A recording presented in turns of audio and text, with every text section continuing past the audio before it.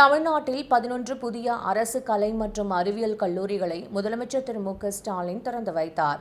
சென்னை தலைமை செயலகத்தில் இருந்தவாறு காணொலி காட்சி வாயிலாக முதலமைச்சர் திரு மு.க.ஸ்டாலின் பன்ருட்டி, குன்னூர், நத்தம், சென்னை ஆலந்தூர், விக்கிரவாண்டி, செய்யூரில் கலை அறிவியல் கல்லூரிகளை திறந்து வைத்தார்.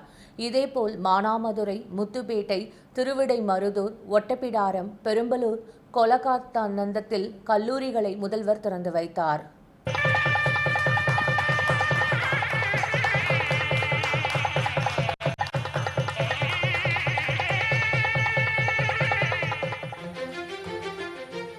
உயர்கல்வியில் தமிழ்நாடு இன்று இந்தியாவிலேயே முதன்மையான மாநிலமாக திகழ்கிறது.